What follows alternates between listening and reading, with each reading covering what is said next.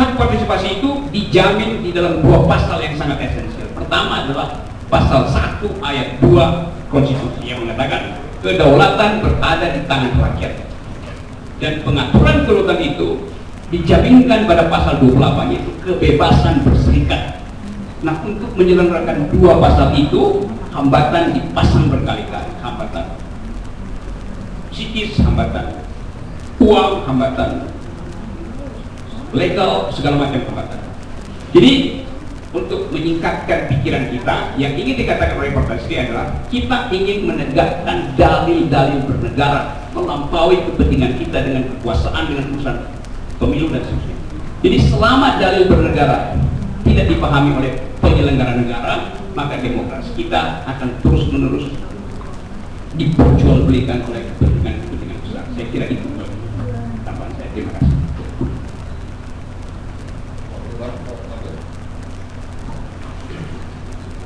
Singkat saja, karena makin kita telusuri kerumitan peraturan itu, makin tidak ketemu jawabannya. Karena dasarnya peraturannya sebagai perwujudan dari konstitusi tidak jelas dan tidak mungkin dilaksanakan. Karena itu diskresi harus masuk seperti kata Pak Taufan tadi. Tapi seperti kata Melda pada pembukaan, demokrasi akan aman kalau tidak dihalangi oleh oligarki. Satu-satunya yang saya harapkan dengan pembicaraan ini bahwa pers tidak seluruhnya menjadi bagian dari oligarki. Bahwa ada beberapa yang sangat nyata bagian dari oligarki, kita tidak keluhkan pada saat itu. Kita hanya mensyukuri bahwa sebagian besar pers, saya juga anggota pers juga, tidak menjadi bagian dari oligarki, dan sekarang pers adalah satu-satunya lembaga masyarakat yang bisa mencegah digunakannya cara-cara legal untuk menjalankan agenda yang kata Pak Rocky Gerung membunuh partai, walaupun istilahnya sangat dramatis, tapi memang karena sudah ada agenda untuk membunuh partai, tidak bisa lebih halus lagi. Dan yang bisa mencegah pembunuhan itu adalah pers yang masih bebas, pers yang berada di luar oligarki politik. Terima kasih. Terima kasih Pak Wiba. Ini Pak Dali akan menambahkan. Terima kasih. Jadi sesuai dengan keputusan KPU mengatakan ketidaklolosan di dalam administrasi, menyatakan bahwa beberapa tidak lengkap sehingga administrasi tidak lolos. Ternyata dibuktikan di daerah bahwa partai kami semua administrasinya lengkap. Nah, ini membuktikan manipulasi data dari KPU dan kebohongan publik dari KPU, sehingga ini pasti akan melanggar kode etik. Jadi artinya di sini apa yang selama ini KPU, hancurnya KPU dalam memverifikasi mengatakan partai kami jadi dinyatakan tidak lolos, sehingga banyak kerugian-kerugian yang kami hadapi memperjuangkan partai politik, sehingga apa yang dinyatakan oleh KPU bahwa tidak lengkap, ternyata secara faktual kami lengkap di seluruh Indonesia. 75%, 33 provinsi lengkap, 75% seluruh Indonesia lengkap, dan lainnya lengkap. Nah, ini artinya adalah data yang akurat yang ternyata di sini terjadi kebohongan publik oleh KPU. Ini akan kami ajukan gugatan dengan kebohongan publik dan manipulasi data itu. Iya, Pak. Baik, saya Sekjen Partai Republik, nama saya Heru Baktiar. Ada satu hal yang sangat penting yang saya garis bawahi dari Pak Taufan. Jadi bahwa ada upaya dari KPU untuk memasung hak konstitusional partai politik di Indonesia saat ini. Jadi pemasungan itu dilakukan dengan cara setiap elemen atau unsur persyaratan verifikasi yang kemudian dinyatakan sebagai tidak memenuhi syarat itu kemudian di judgment atau dihukum sebagai tidak lolos. Ini satu, dia adalah penyesatan. Tidak ada satupun pasal di dalam Undang-Undang Pemilu, Undang-Undang Nomor 8 Tahun 2012 yang menyatakan bahwa partai politik yang tidak memenuhi syarat dari salah satu unsurnya itu adalah tidak lolos. Kalau KPU kemudian tanggal 7 menjadikan hal ini sebagai salah satu argumen atau pedoman, maka ada penyelewengan hukum yang luar biasa yang dilakukan oleh KPU. Selain penyesatan, KPU juga tidak memiliki landasan hukum apapun. Jadi yang dinamakan kalau kami menyebutnya sebagai sistem gugur tidak dikenal di dalam Undang-Undang Pemilu.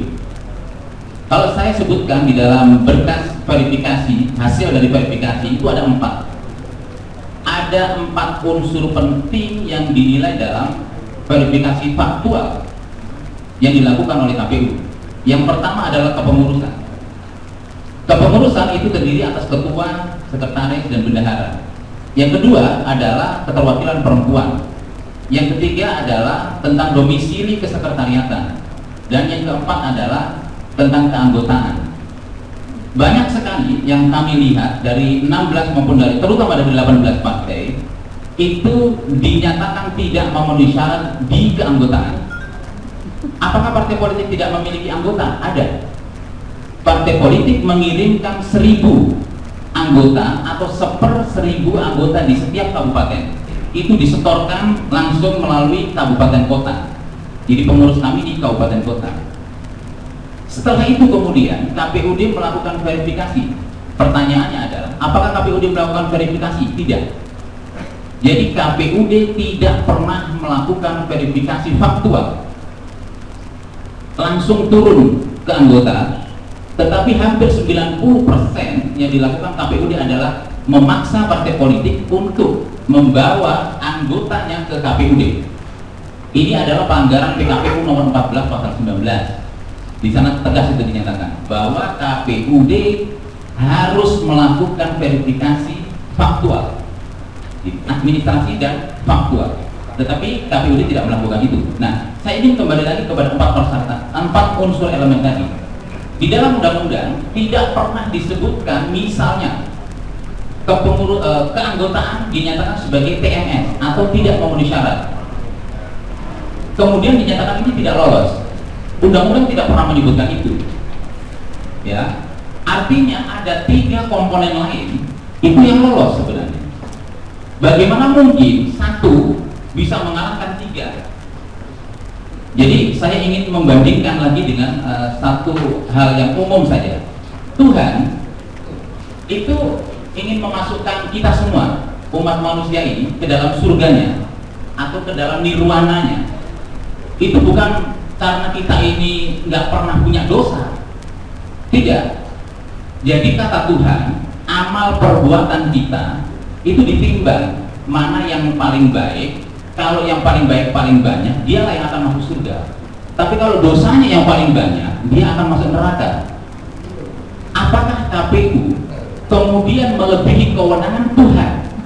Ya, dia hanya melihat TMS tidak memenuhi syarat di satu komponen saja atau satu unsur, tetapi di 3 unsur yang lain itu dinisbikan atau dinihilkan atau tidak dihitung. Ya, itu dinolkan sama sekali. 3 komponen memenuhi syarat, 1 komponen tidak memenuhi syarat, kemudian dinyatakan sebagai tidak lolos. Kalau itu dilakukan, maka KPU telah melakukan kewenangan yang luar biasa terhadap penyelewengan undang-undang. Nah, kami di Partai Republik itu memiliki satu sistem. Jadi kami usulkan itu kepada kawan-kawan. Jadi kalau kita melihat ini salah satu contoh berkas verifikasi faktual di Kota Surabaya. Jadi kalau Kota Surabaya, kalau menurut kewenangannya KPU yang seperti melebihi Tuhan itu, maka hanya ada 2 partai yang dinyatakan lolos. Ya, yaitu PDS dan PKNU dari 18 partai. Tetapi kalau KPU kemudian bertobat dan tidak melebihi kewenangan Tuhan, maka dia akan melakukan cara-cara ilmiah, cara-cara akademik, cara-cara modern, cara-cara riset, cara-cara penelitian dan sebagainya. Artinya kalau secara undang-undang seluruh komponen itu harus dinilai. Jadi kalau ada 4 unsur, mestinya dia katakanlah ini 100 nilainya pembobotan, jadi pembobotan nilai. Jadi kalau ada 4 unsur, berarti masing-masing unsur ada 25, jadi 100 dibagi 4, berarti masing-masing ada 25. Jadi kalau misalnya ada satu saja yang tidak masuk, maka dia masih memiliki nilai 75. Jadi 75. Jadi artinya kalau melihat dari data pembobotan ini, maka akan ada 11 partai politik yang bisa dinyatakan lolos. Beda dengan misalnya ini ada salah satu partai di paling atas, pengurusnya nggak ada, kantornya nggak ada, anggotanya nggak ada, keterwakilan perempuannya nggak ada. Nah kalau itu kemudian dinyatakan lolos, itu juga nggak masuk akal. Jadi artinya ada partai yang memang berupaya besar, dia melakukan upaya-upaya verifikasi gitu. Dia melakukan kinerja, konsolidasi dan sebagainya, dan mungkin nilainya masih sekitar 75 atau 87,5, dan itu tidak boleh dinafikan. Kalau itu dinafikan, artinya KPU telah memasung hak konstitusional partai politik. Jadi saya membawa contoh, kami membawa contoh kota Surabaya dan Kabupaten Bener Meriah di Aceh. Kasusnya sama. Jadi itu tambahannya. Semoga KPU besok tanggal 7 benar-benar sadar dan tidak menjadikan dirinya lebih hebat daripada Tuhan. Terima kasih.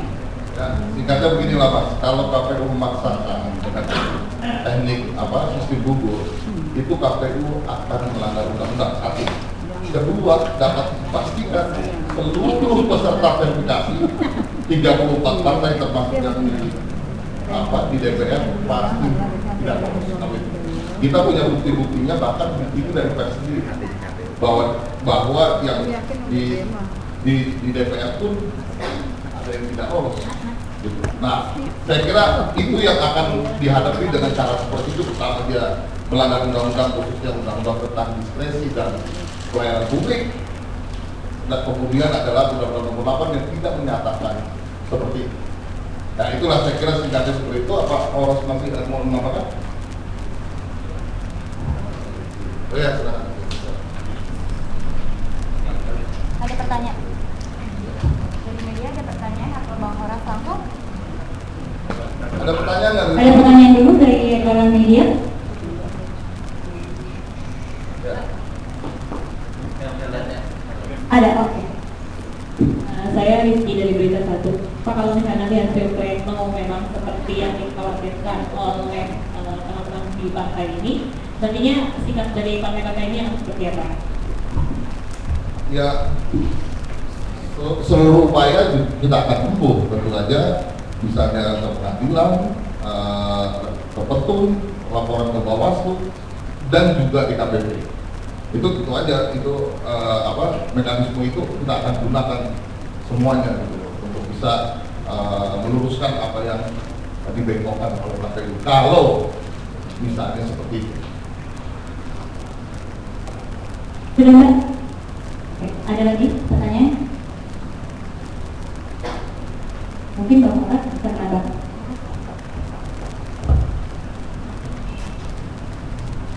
Terima kasih saudara-saudara wartawan. Saya kira dalam suasana penantian kita tentang pengumuman partai-partai politik yang menjadi peserta pemilu 2014, satu pertanyaan yang saya kira ada di dalam benak kita masing-masing adalah apa kriteria yang akan digunakan oleh KPU untuk menentukan lolos tidaknya suatu partai dalam verifikasi yang baru saja berakhir. Di pasal 17 ayat 2 Undang-Undang Nomor 8 Tahun 2012 berbunyi, partai politik calon peserta pemilu yang lulus verifikasi sebagaimana dimaksud dalam pasal 16 ditetapkan sebagai peserta pemilu oleh KPU. Pertanyaannya kan, apa yang dimaksud dengan lulus verifikasi? di undang-undang sendiri, undang-undang nomor 8 tahun 2012, kita sama sekali tidak menemukan batasan pengertian lulus verifikasi, sehingga di sini kita harus berhadapan dengan interpretasi. Pasal 16 ayat 1 Undang-Undang nomor 8 tahun 2012 berbunyi, KPU melakukan verifikasi terhadap kelengkapan dan kebenaran persyaratan sebagaimana dimaksud dalam pasal 15 terhadap partai politik. Artinya, yang menjadi objek verifikasi adalah apa-apa yang disebutkan dalam pasal 15 yang terdiri dari 8 item. Pertanyaannya kemudian adalah, apakah ke-8 item dalam pasal 15 itu secara keseluruhan itu harus dipenuhi sehingga partai politik itu dapat dikatakan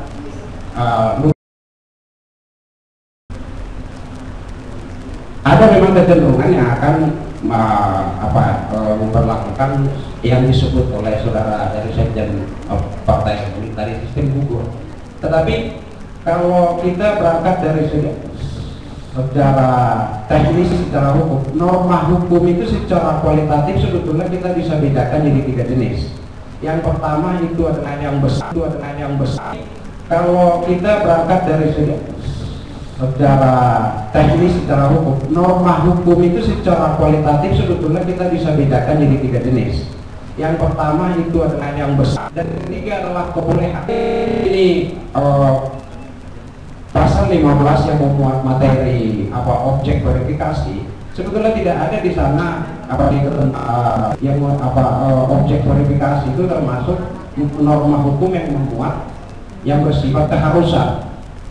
Artinya kita tidak bisa serta-merta menyimpulkan bahwa 8 objek verifikasi itu harus dipenuhi sehingga bisa dinyatakan sebagai peserta pemilu. Nah, pada saat itu tentunya itu yang disebut oleh Pak Ketua Umum tadi, KPU menggunakan diskresi, diberikan diskresi oleh undang-undang dalam artian kebebasan untuk bertindak dalam rangka mengambil keputusan. Akan tetapi kebebasan bertindak itu sebetulnya tidak tanpa batasan. Batasan-batasannya adalah tadi itu asas-asas pemerintahan yang baik dan undang-undang pelayanan publik.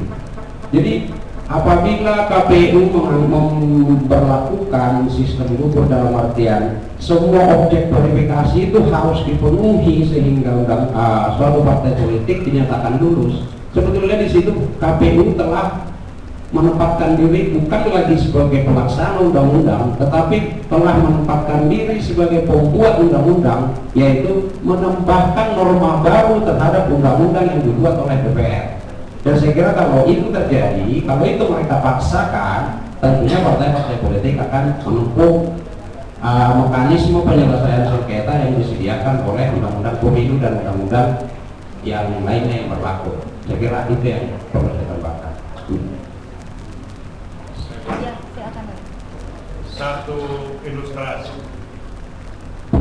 Satu ilustrasi yang menggambarkan bagaimana janggalnya situasi sekarang, bahwa suatu pertanyaan sederhana saja yang ditujukan kepada saya lah, yang sedikit mengetahui perkembangan Partai Sri, ditanya apakah lolos atau tidak, itu tidak bisa dijawab sederhana. Jadi kalau kita lihat di sosial media, apakah Twitter, Facebook, email atau orang tertentu remote, sebagian orang mengucapkan selamat, lolos atau tidak, itu tidak bisa dijawab sederhana.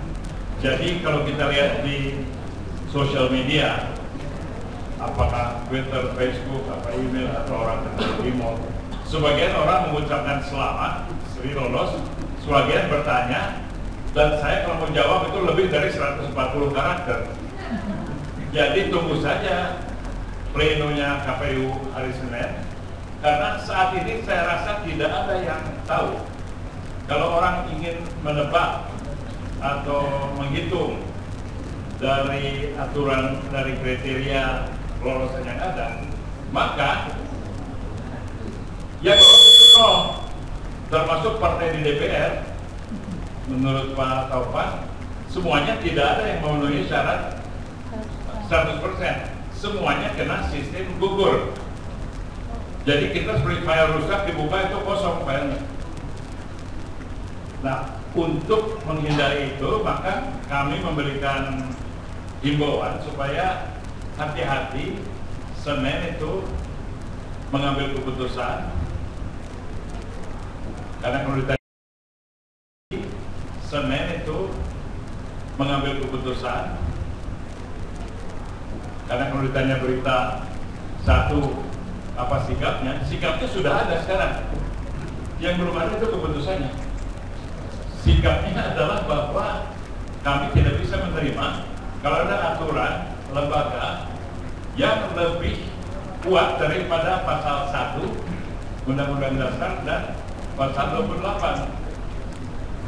Hak apa itu yang pasal 1? Kedaulatan rakyat dan hak untuk berserikat. Jadi kalau orang membuat undang-undang itu untuk melaksanakan, bukan untuk menyabot. Kalau partai itu berkegiatan, itu untuk menyalurkan aspirasi rakyat, bukan untuk oligarki mengawal penguasa yang tidak legal. Jadi itulah diperlukan cara-cara yang menggunakan diskresi atas dasar penghayatan kebutuhan rakyat. Kalau KPU tidak mampu, maka perslah yang harus mampu, saya kira. Indonesia berkali-kali diselamatkan oleh pers, dan hari Senin adalah pers juga yang harus menyelamatkan demokrasi Indonesia.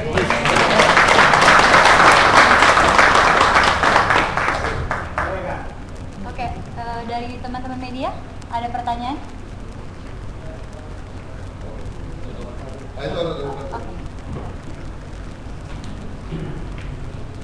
Saya Dilman dari Indonesia Raya. Kemarin kebetulan saya ikut diskusi di KPU. Ketua Umum PKN bilang bahwa ini sebetulnya adalah skenario usaha untuk membunuh partai-partai baru dan hanya meloloskan sudah partai yang ada di parlemen plus satu partai yang terjadi dalam parlemen, yaitu partai yang sedang. Bagaimana Pak Testri melihat ini? Bagaimana Pak Testri melihat ini? Apakah Pak Testri sepakat dengan pernyataan itu dari Ketua Umum PKN yang katanya dapat informasi hak asuh dari anggota parlemen juga? Lalu jika iya sepakat, lalu siapakah Pak Testri melihat siapakah orang yang mendesain di belakang ini? Terima kasih. Saya percaya apa yang dia katakan oleh Ketua Umum PKNU ya. Karena tapi catatannya saya nggak pernah dengar informasi A1-nya, ya kan? Cuma saya percaya aja karena dia orang baik, ya kan? Orang kiai lagi. Jadi saya percaya kalau itu, ya kan? Karena dia kiai, ya saya percaya apa yang dikatakan. Soal A1 dan segala macam saya nggak ngerti. Tapi apa yang diucapkan saya percaya. Nah, tadi apa kedua partai sih gimana? Sikapnya seperti apa? Satu, ini orang boleh punya niat buruk apapun, silakan aja. Tapi persoalannya kita harus menggantungkan persoalan kita kembali kepada sarana-sarana bernegara yang telah disiapkan. Itulah semua niat-niat buruk itu bisa difilter di sana. Itu soal undang-undang, lembaga penyelenggara pemilu. Kita harus pastikan undang-undang itu benar dan dilaksanakan secara benar oleh shareholder yang ada. Gitu. Nah, itulah kita menilai dari situ. Ya kan? Nah, soal niat buruk silakan aja. Saya nggak mengerti niat buruk itu karena saya nggak dapat informasi, kecuali saya percaya apa yang dikatakan oleh Ketua Umum PKNU, itu aja, ya kan? Tapi yang jelas kita semua harus menegakkan apa yang dikatakan oleh Saudara Rocky, prinsip-prinsip bernegara itu yang harus kita pastikan dulu supaya seluruh niat-niat buruk itu bisa diminimalisir. Itulah yang saya kira yang saya lakukan. Ya, ada yang mau menambahkan dari Pak kita? Oke. Dari teman-teman media, ada pertanyaan kembali kepada para panelis kita di depan?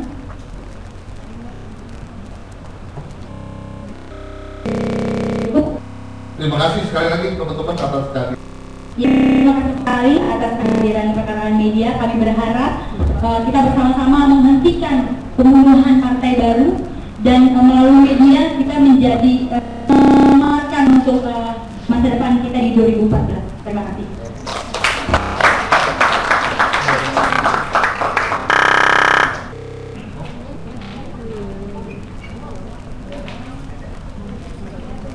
Harus menyelamatkan nyawa awal demokrasi. Ya, ini Ustaz.